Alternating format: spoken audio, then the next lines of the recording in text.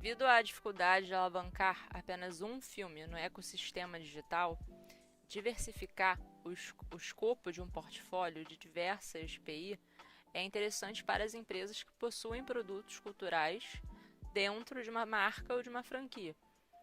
Outros exemplos de propriedade intelectual que foram exploradas em grandes franquias multimídia para uma geração contínua de receita incluem, por exemplo, Batman, com filmes recentes desenvolvendo a história de origem de personagens como Coringa e a Harley Quinn, né, como em Joker de 2019 de Todd Phillips, filmão, e também a sequência Folie 2 que vai ser lançada esse ano.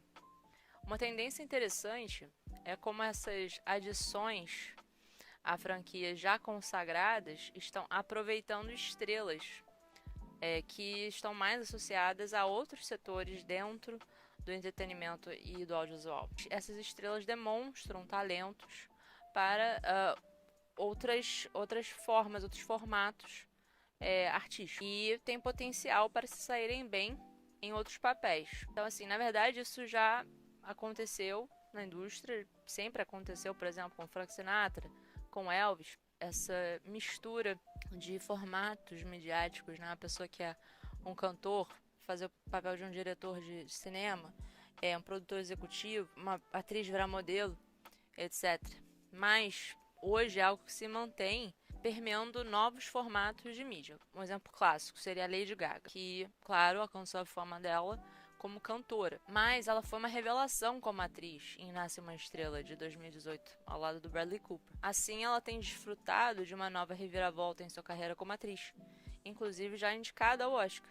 Da mesma forma, o estúdio independente polonês CD Projekt Red escalou o icônico Keanu Reeves, né, um ator hollywoodiano, para fazer o papel de Johnny Silverhand, que é um personagem dentro do videogame RPG de mundo aberto Cyberpunk 2077. Atores hollywoodianos estão cada vez mais fazendo intervenções ou trabalhos em jogos, dublagens para animações, formatos mais novos ou alternativos. E faz pensar também no Jack Black, no filme do Mario, e a canção original maravilhosa dele, Peaches, é fenomenal, que eu espero que ganhe algum reconhecimento aí de canção original. Como essas celebridades já são adoradas e seguidas, né, por milhares de fãs, apresentá-las em projetos de expansão certamente alavanca esses novos produtos associados a uma marca, uma franquia, assim diminuindo um pouco o risco e garantindo muitas vezes uma boa recepção e visibilidade. Essa versatilidade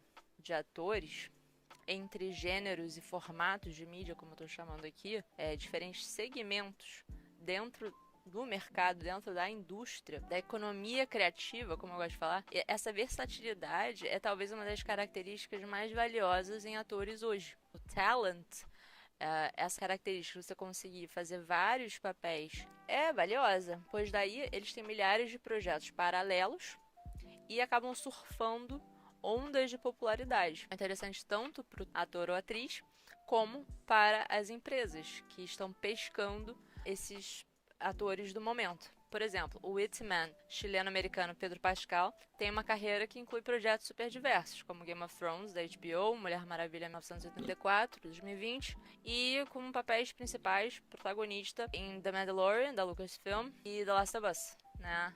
Incrível da HBO, até com filmes menores, mais independentes, de autores, como Strange Way of Life, de 2023, do Almodóvar. E então passamos para a era do streaming.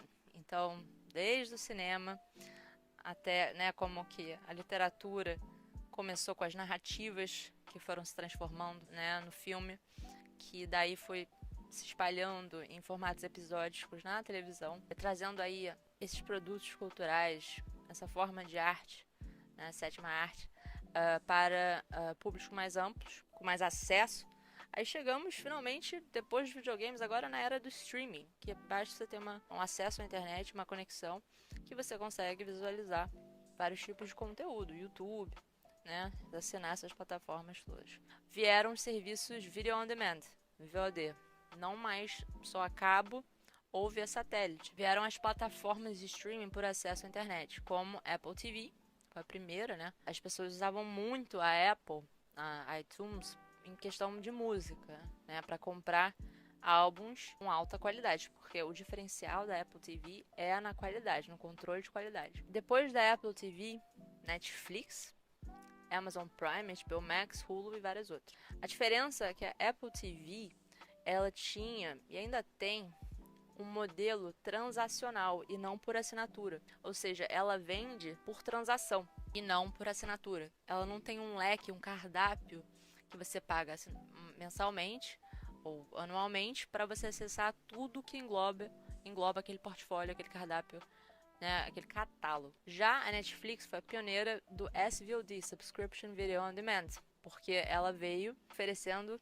né, a ideia de você ter um catálogo recheado aí de conteúdos super diversificados, mas por um preço X. Então você paga um preço X por mês, você tem acesso a vários conteúdos e novidades, inclusive originais da Netflix. A Amazon, depois, na verdade, a Amazon não vem desse segmento, vem do segmento de livros, né? Mas ela, obviamente, não podia ficar de fora e lançou primeiro o Instant Video, que também era um modelo transacional como a Apple TV, então você tinha que alugar ou pagar. Às vezes você podia alugar por 2, 3 dias sem acesso digitalmente a um conteúdo, mas ainda assim por transação. Depois, com a competição da Netflix, ela entrou no Prime. E o Prime aí juntando vários benefícios para além do VOD. Então você tem o Prime, você tem acesso a entregas mais rápidas, tem benefícios diversos. E um dos benefícios é você ter acesso também ao catálogo Prime da Amazon. E a Amazon também, em paralelo a tudo que está acontecendo com a Netflix, foi desenvolvendo aí seu próprio estúdio, Amazon Studios. Né, como a Netflix começou a fazer originais, a Amazon também começou a fazer originais. E, enfim, todas foram entrando. A Disney não podia ficar de fora. A Disney lançou a própria plataforma com a marca dela, só conteúdo original, diferente da Netflix, diferente da Amazon, estratégias diferentes, né, e também diferente da Apple. A Apple também começou, em paralelo, a fazer seus próprios originais, né, da Morning Show. Já a Disney começou a fazer só para o conteúdo que pertence à Disney. Não queria poluir a marca, né, de sonho de criança, de nostalgia, de mágica que é a Disney. Ela não queria nada associado ao nome dela que não fosse dentro de seu controle. E esses novos players digitais ameaçaram a indústria cinematográfica tradicional e a tela grande do cinema. As prateleiras digitais estão cada vez mais saturadas, competindo muito por janelas de exploração comercial e também pelos espectadores. Porque, obviamente, os espectadores não podem assistir tudo. Eles têm que selecionar e eles vão sempre a coisa que está mais interessante, no que está recomendado, no que está destacado pela própria loja, pelos editores, pelos curadores, né, pelo que eles ouvem dos outros, as recomendações de outras pessoas, da imprensa, de críticos. Né, hoje em dia com Rotten Tomatoes, enfim, você joga no Google, você já vê a sinopse, você vê ali um pouco das avaliações, até do próprio Google Reviews, a IMDb. Então foi algo que essa ameaça do streaming ao cinema tradicional, a sala de cinema e aos exibidores, foi agravado pela pandemia. Eu falei muito disso no meu Instagram nessa época da pandemia, porque era tudo muito novo, a gente não sabia como que ia afetar a cultura, o cinema, a produção. Foi um momento muito, muito difícil.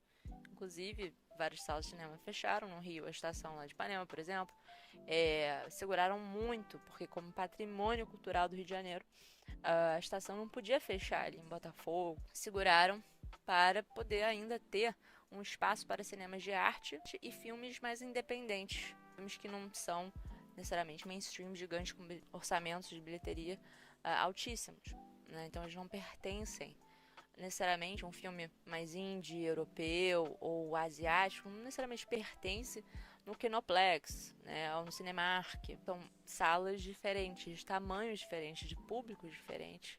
Então, tem que pensar em tudo isso. Filmes e programas de TV também são mais vulneráveis à pirataria em comparação com os videogames. Muitos espectadores hoje se recusam a pagar esses preços por assinatura. Não só resistem a alugar já está no passado.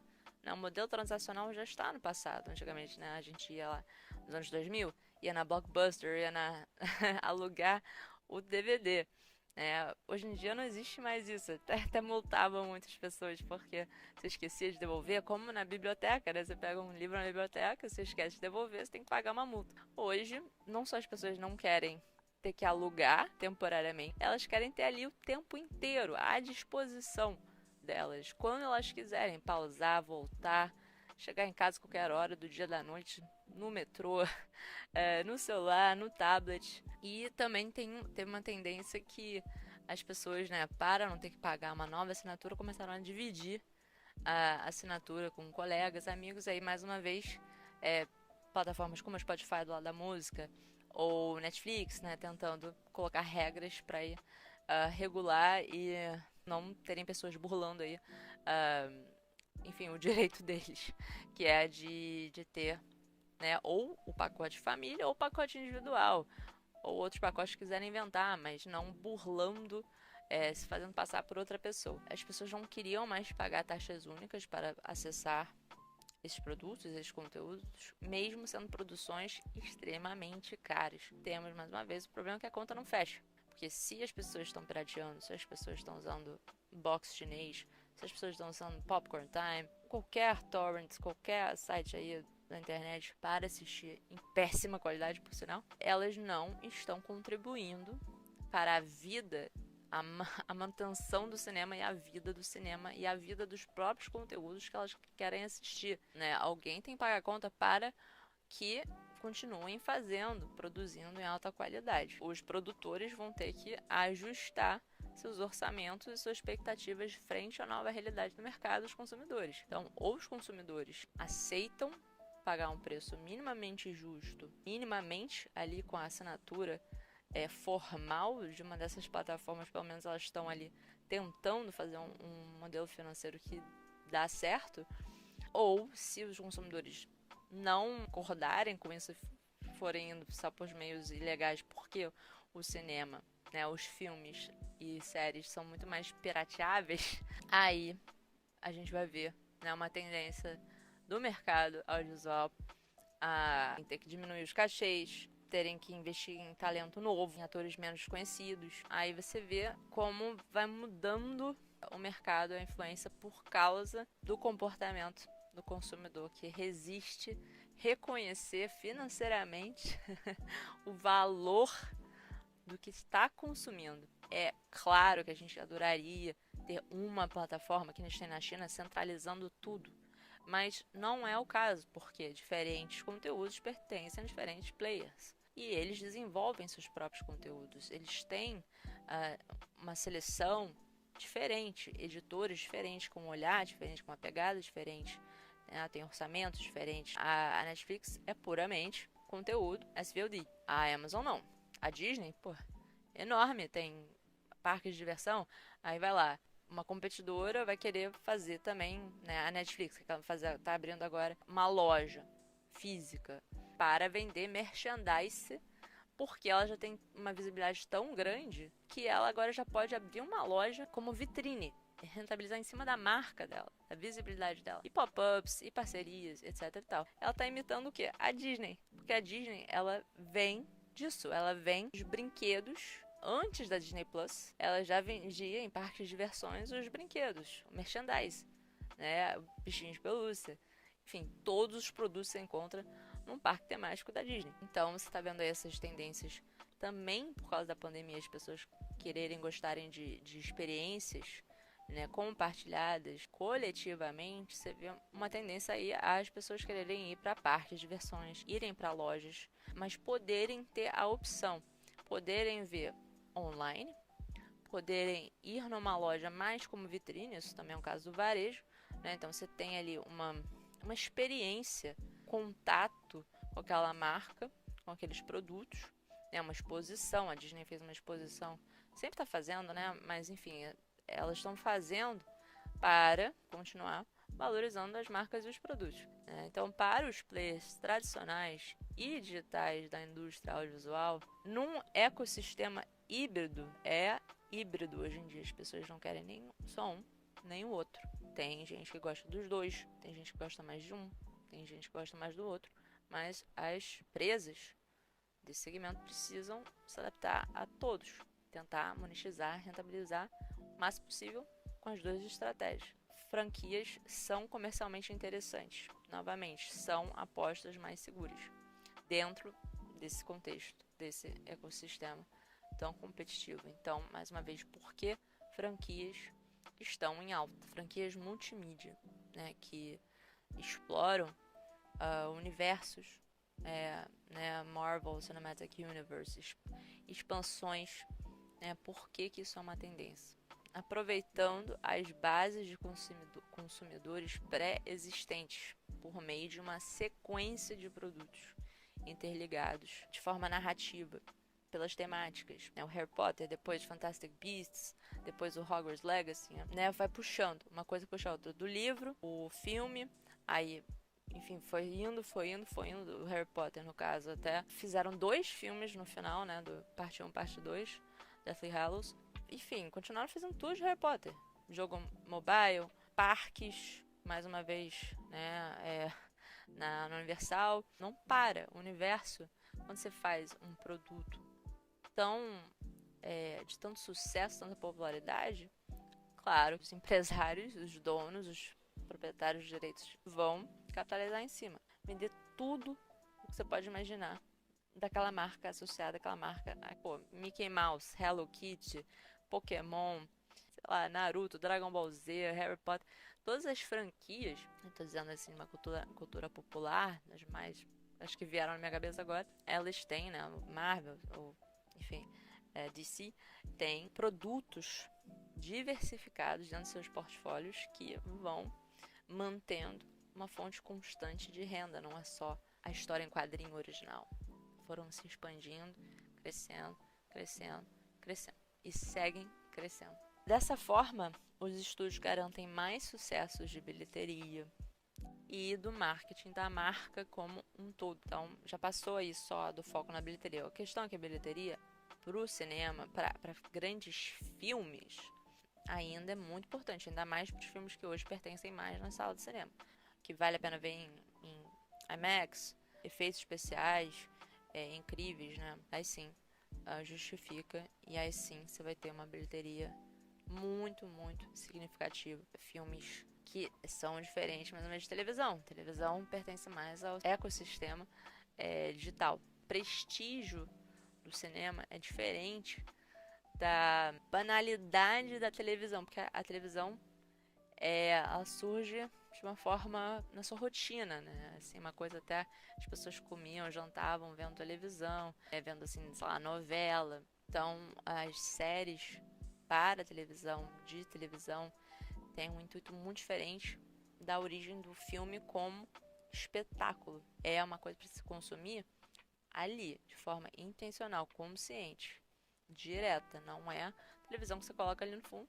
Então, a Netflix, com essa tendência, ela começa a virar mais uma televisão, formatos episódicos, mas também um pouco cinema. Tem outras questões, porque, por exemplo, a HBO é incrível como produtora, produtos de alta qualidade de produção, e há muito tempo é especializada em séries, que são fílmicas, não são de baixa qualidade de produção, elas são similares ao cinema tradicional. Valor artístico que a gente diria pertencer ao cinema.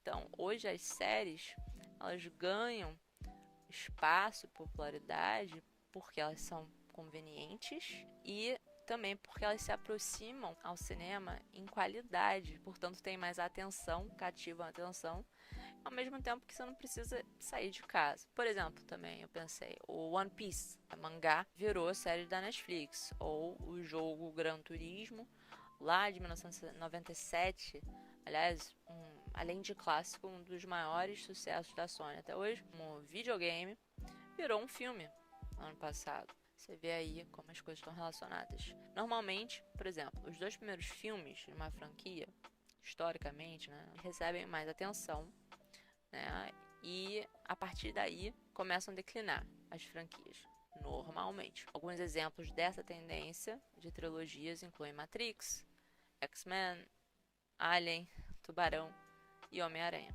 Chega um ponto em que algumas franquias começam a expirar esgotar as possibilidades criativas ou até mesmo cometer grandes erros nas considerações de autoria, narrativa, produção, lançamento, controle de qualidade, vão começar a ser criticadas pelos consumidores e pelos fãs se começarem a cair em qualidade de entrega de produção. As duas últimas temporadas de Game of Thrones não envolveram a participação do escritor original no roteiro como anteriormente e nos deram efeitos CGI no mínimo desanimadores. Feios, né? Tem também o spin-off da família Addams, né? Da Wednesday, Vandinha, da Netflix, que foi comercializada, essa série, minissérie, como dirigida por Tim Burton. Mas a verdade é que a segunda metade não estava sob a direção artística do Tim Burton. O fato deles fazerem o marketing de uma forma e não ser verdade, afetou, na verdade, a narrativa, começo ao fim da minissérie. A integridade visual, que ficou parecendo, várias partes. Foram experiências um pouco distintas, não tinha coesão. Um último exemplo seria o lado técnico de jogos como Fallout 76 da Bethesda, que foi um jogo multiplayer online que apresentou graves problemas de desempenho no lançamento, vários bugs. Especialmente nos segmentos literário, cinematográfico e televisivo, a história prova que se torna cada vez mais difícil manter popularidade dentre esses produtos, uma popularidade contínua após um terceiro livro ou filme. Apenas um número muito limitado de franquias consegue alcançar esse feito de sucesso prolongado. O Middle-earth Wizarding World, do Harry Potter, que eu já falei. Duas outras franquias que eu já mencionei, muito antigas de sucesso comercial. Star Wars, James Bond, seguem estratégias de produção muito diferentes, né? Porque Star Wars expandiu notavelmente seu portfólio para muitas outras formas de mídia, produtos e mercadorias. Ainda mais depois que a Lucasfilms foi adquirida pela Disney. Aí então a Disney anunciou a expansão desse universo com Mandaloriano, The Book of Boba Fett, Obi-Wan Kenobi, Ahsoka e vários outros. Acho que são outros 8 de destaque, aí, criando cada vez mais riqueza aí para a Disney e Lucasfilm, através de inovação constante, ter na fila várias séries que você já tem um engajamento, já tem expectativa, então eles estão na fila, ó. As pessoas ficam atentas, você não perde tempo, você não perde um embalo. E, diferentemente, o 007, o James Bond, adota uma abordagem muito mais tradicional. Apesar de ser também uma franquia muito extensa, historicamente falando, a abordagem, a estratégia tradicional e se concentra principalmente em manter o glamour e as aventuras, os personagens-chave, o glamour que vem com a estética, né, a elegância, as paisagens, né, o que você gostaria de ter, o status. E, através disso, com muita ação, seus icônicos longa-metragens.